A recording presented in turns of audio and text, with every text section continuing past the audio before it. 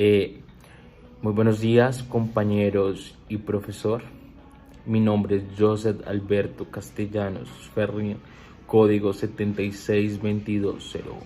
Voy cursando actualmente quinto semestre. Soy de la Facultad de Derecho de la Universidad Cooperativa de Colombia, sede Ibagué Espinal.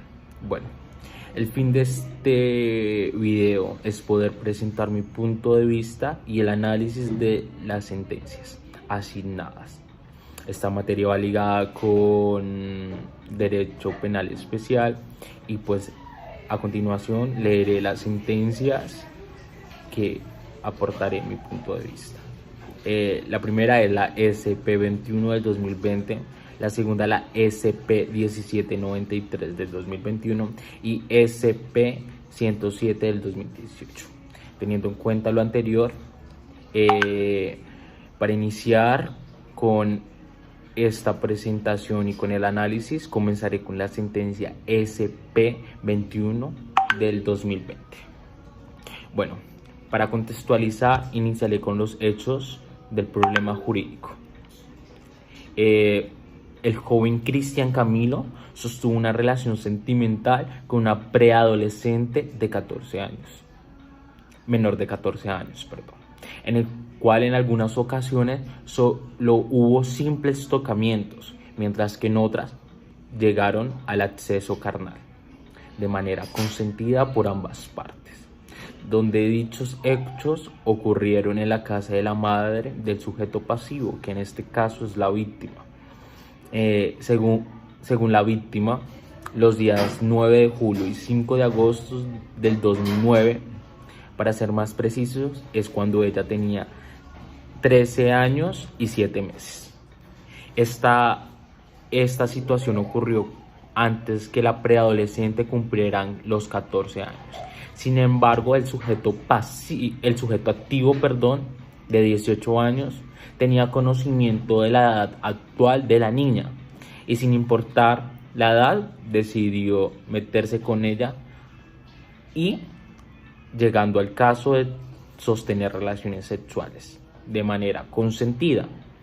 Tengo que aclarar que fue la primera vez de ambos. Estaban totalmente enamorados y el sujeto activo pensó que no estaba cometiendo ningún delito. En este sentido, podemos concluir o decir que no tenía conocimiento de lo que estaba cometiendo.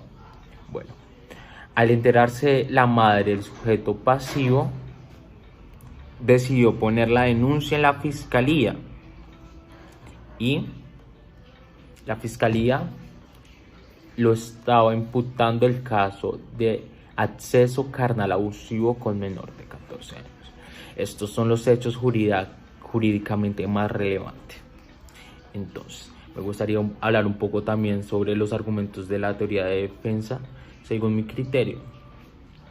Bueno, la defensa tuvo unos puntos de vista que, teniendo en cuenta las pruebas también proporcionadas por la fiscalía para acusar al procesado, lo que produjo fue el beneficio de él, porque teniendo en cuenta el certamen de medicina legal y de psicología forense, muestra que la menor de 14 años estaba en la facultad tanto física como psicológicamente para comprender del acto sexual.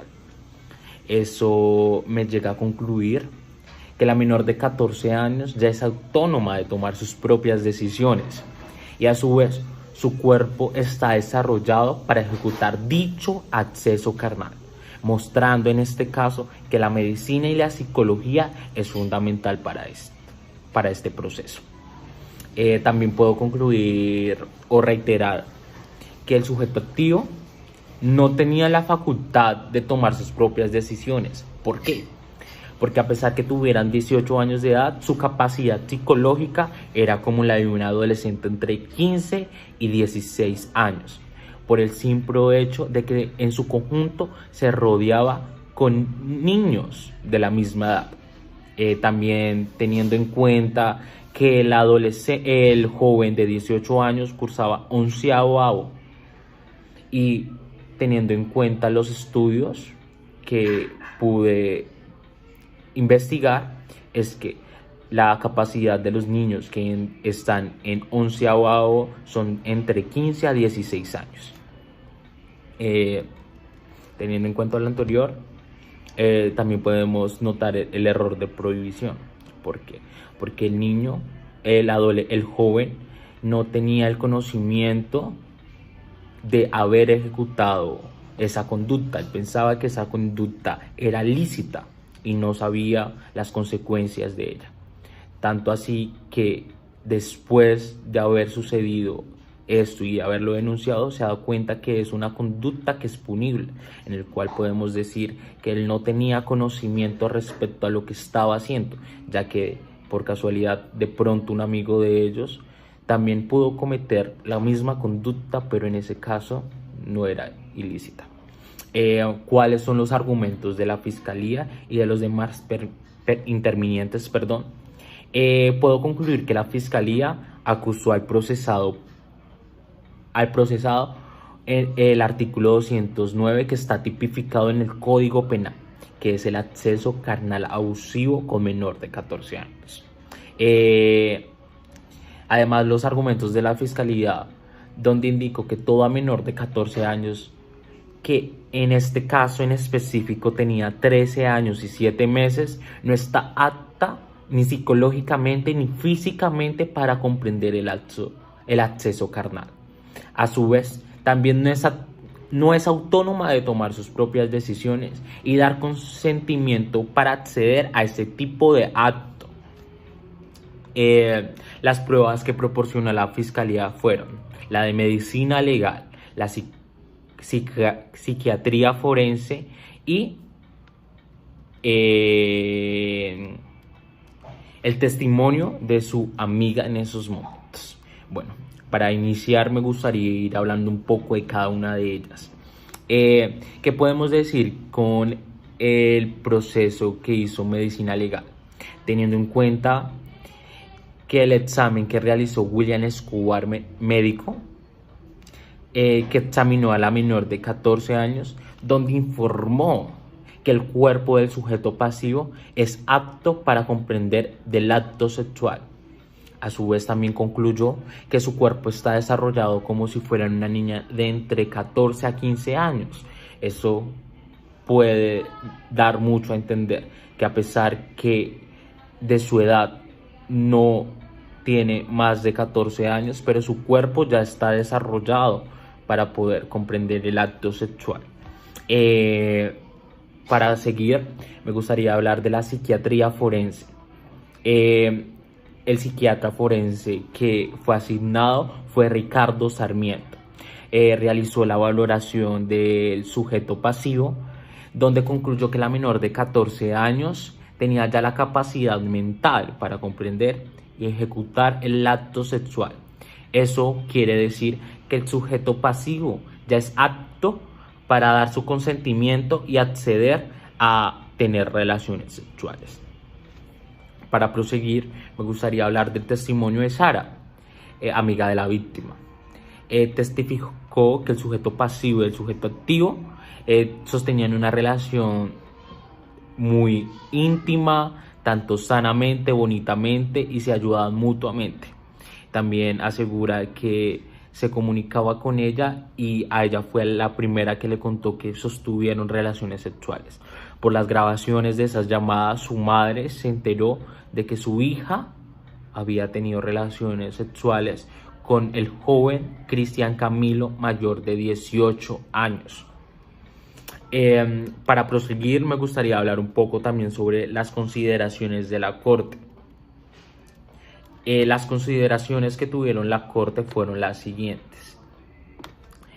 Fue absorber del delito que se le imputó, que en este caso era el acceso carnal abusivo con menor de 14 años, por las pruebas que anteriormente nombré que interpusieron ambas partes.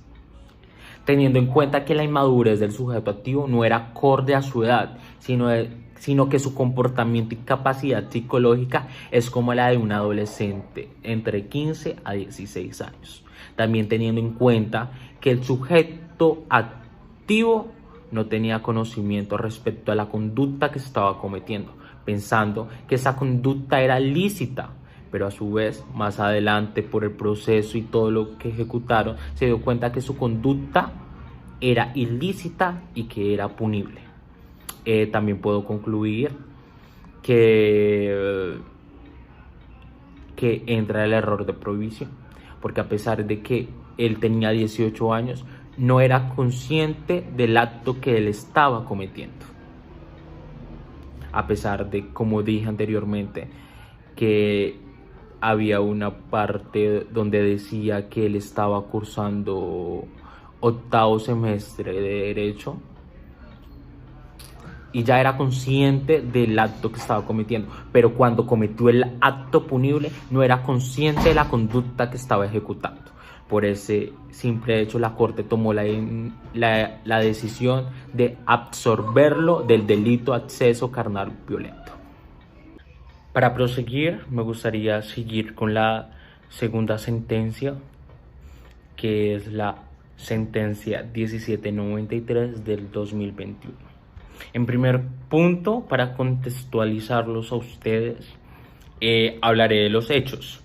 Para ser más precisos, el día 23 de agosto del 2015, a las 9 de la mañana de ese día, María Odilia Aristizábal, para entonces mayor de 70 años, acompañó a su hermana mayor, Ercilia, al consultorio de Carlos, siendo quien ejercía como médico acupunturista en la ciudad de Tuluá.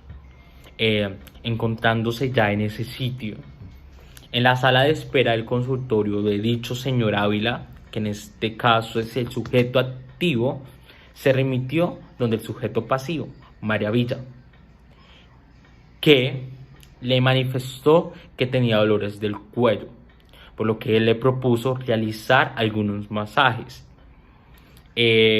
haciéndolo pasar al consultorio y recomendándole recostarse sobre la camilla,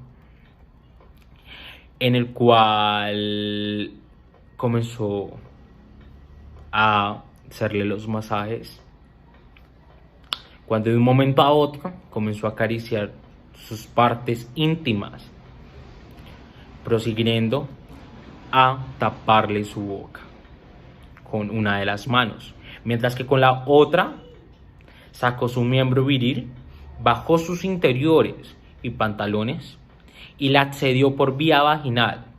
Eso fue los hechos que ocurrió ese día, contados por la víctima. Además, el sujeto activo le recomendó que se quedaran en silencio. También vale resaltar que el sujeto pasivo no dio su consentimiento para que la accedieran carnalmente. Teniendo en cuenta los hechos anteriores, y para ser más precisos, el día 30 de diciembre del 2015, en la sala del juzgado cuarto penal del municipio de Tuluá, la fiscalía le imputó los siguientes cargos al sujeto activo, que son y que están tipificados en el artículo 205, acceso carnal violento, y 210, acceso carnal o acto sexual abusivo con incapaces de resistir, y el 211, que es la agravación punitiva. Para proseguir, me gustaría hablar sobre los argumentos y la teoría casacionista que tuvo respecto a este caso en específico. Los argumentos y la teoría del casacionista es el falso raciocismo que tuvo los jueces de primera y segunda instancia para dictar sentencia, porque fue violación indirecta de la ley sustancial y el mal procedimiento en las pruebas por parte de la fiscalía. En este proceso, teniendo en cuenta que el sujeto pasivo a quien le recayó la conducta lesiva de su integridad sexual, que fue el acceso carnal de manera violenta, era mayor de 70 años y claramente en su testimonio reitero que fue en contra de su voluntad. Conforme a lo anterior, este proceso debe casar parcialmente a la sentencia, para que se condene al acusado por el delito de acceso carnal violento. También respecto a las pruebas que desde un inicio proporcionó la Fiscalía, lo reitero, lo acogió el casacionista, que fue ese tampón que sirvió como evidencia clave. Ese tampón que tenía el sujeto pasivo en su vagina cuando sucedieron los hechos. Además encontraron residuos de semen en ese tampón del sujeto activo, dando por entendido que los hechos que proporcionó la víctima fueron reales y no da por entendido que son incoherentes y sin sentido, ya que estos dos puntos, que es incoherente y sin sentido, lo dio a entender en la primera y en la segunda instancia, mientras que ya el casacionista pudo concluir que los hechos que contaba la víctima eran totalmente ciertos y no se podían desvirtuar. También tomando en cuenta que los hechos contados por la víctima tenían toda la razón y por lo tanto se le debe imputar los cargos al procesado. Para proseguir, me gustaría hablar también de los argumentos de las partes intervinientes. El demandante en este punto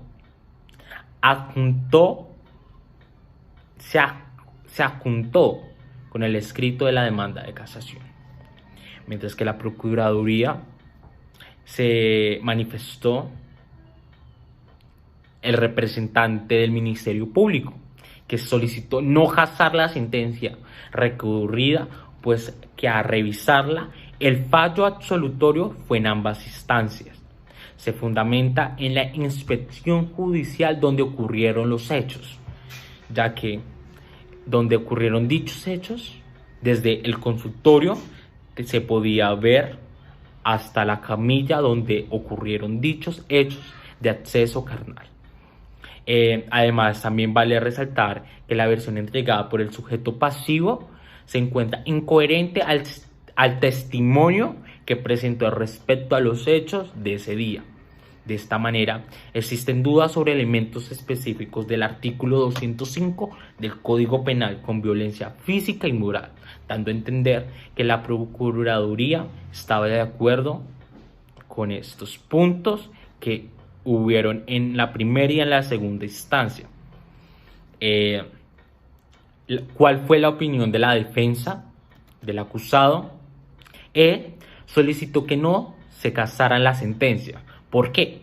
Porque no hubo una vulneración de ninguna norma sustancial y que el análisis del testimonio dejó en claro que los hechos se llevaron en circunstancias que impiden establecer la presencia de algún acto sexual. Tomando en cuenta, la defensa prácticamente se basó en este argumento, en que sí hubo consentimiento. Para proseguir, me gustaría hablar un poco de las consideraciones que tuvo la Corte respecto a este caso. Primero que todo, vale resaltar que la Corte tuvo como principio primordial analizar los problemas jurídicos de este caso, de conforme las funciones de recurso de casación. El recurrente pretende la remoción del fallo impugnado reclamando la condena del procesado en relación del delito de acceso carnal violento, al demostrar que ocurrieron los hechos y tiene que tomar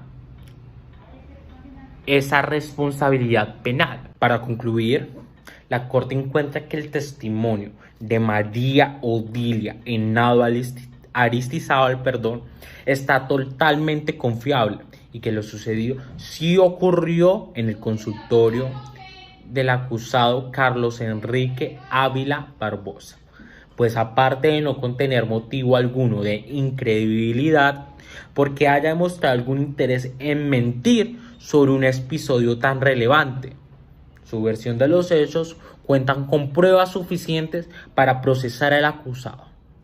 La Corte, además de eso, resuelve casar la sentencia impugnada y, en segundo, declarar a Carlos Enrique Ávila Barbosa autor responsable de la conducta punible de acceso carnal violento agravado.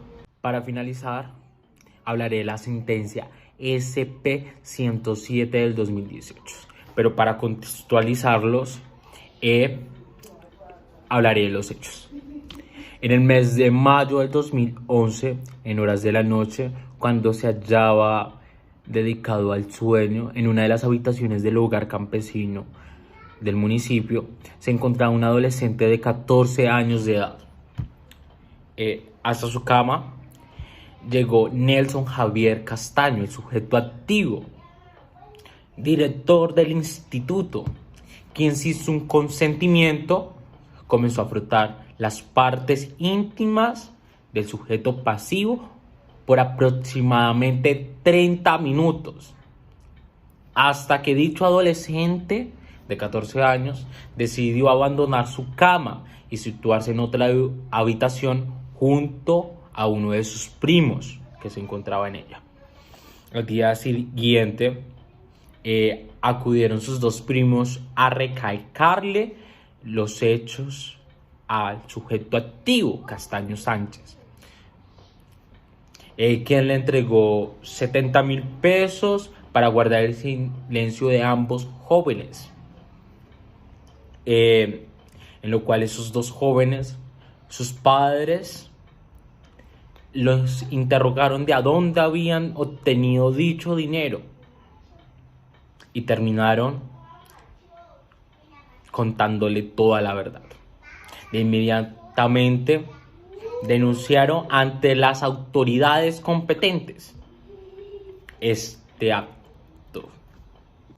Teniendo en cuenta lo que anteriormente dije, los argumentos y la teoría del casacionista fue que se le imputó al acusado el delito de actos sexuales violentos agravados.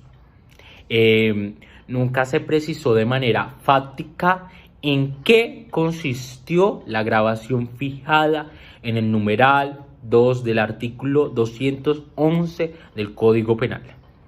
Teniendo en cuenta lo anterior, el casacionista considera que se violó la formulación de la acusación.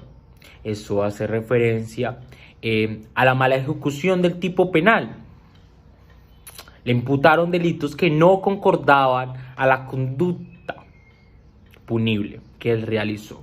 A su vez, la Fiscalía sostuvo que el acusado, en aprovecho de su cargo como director del instituto, para tocar las partes íntimas del menor, acostándose a un lado del menor, pero nunca manifestó desde cuándo se conocían o cómo el director le daba una particular autoridad sobre el sujeto pasivo. Para proseguir, ¿cuáles fueron los argumentos de las demás partes intervinientes? En este proceso intervinieron fue la defensa, la fiscalía y el Ministerio Público. Vamos a tocar uno por uno. Primero, la defensa. Se puede concluir que el sujeto pasivo, estaba en la disposición de negar las pretensiones del acusado. La defensa del procesado pide que se case el fallo, dando valor a la sentencia de primera instancia, porque no se cubren los presupuestos típicos del delito de acoso sexual. Además, también solicitó que la Corte se manifieste específicamente en los delitos de acto sexual, acoso sexual e injuria por vías de hecho, para que se establezcan sus diferencias. La Fiscalía en este caso también intervino diciendo que sacudió a la vía indirecta de los errores de hecho para poder demostrar que no se cometió los elementos del delito de acoso sexual, o lo que busca es plantear una contradicción entre acusación y el fallo. manifestando que los hechos objetivos se remiten al sujeto activo, porque tocó las partes íntimas del menor sin su voluntad. También vale resaltar que la Fiscalía resaltó que el menor no hizo acto evidente para dar su consentimiento. Por eso, la conducta punible realizada por el sujeto activo que se tomó como acceso sexual violento agravado es de forma clara para procesar al acusado. Por dicha razón, no se le puede imputar la violencia, ya que la Fiscalía Delegada lo desvirtúa porque la sentencia fue expedida antes de entrar en vigencia el artículo 212 del Código Penal, teniendo en cuenta lo anterior, que no se case el fallo impugnado de la casación. Ese fue el punto de vista de la Fiscalía. Y para finalizar los puntos de los intervinientes, el Ministerio Público también dijo que comparte la postura de la Fiscalía por estimar que el principio de congruencia no fue violada, por lo cual la conducta punible varió hacia una de menor rango ubicado en el mismo capítulo donde se encuentra. Destaca que el acusado actúa por su autoridad como director, sometió al sujeto pasivo a tocar sus partes íntimas, causándole un gran temor. Eso narró la víctima. Al no resistir, abandonó su cama para refugiarse en la de su primo. Por lo anotado, solicita que no se case la sentencia. Por lo anterior, me gustaría hablar sobre las consideraciones de la Corte. Las consideraciones de la Corte solo atenderá al cargo que propuso el casacionista para resolver los problemas jurídicos de este caso. Pero precisamente por las connotaciones que lo aleja, el comportamiento debe ser analizado en los siguientes aspectos.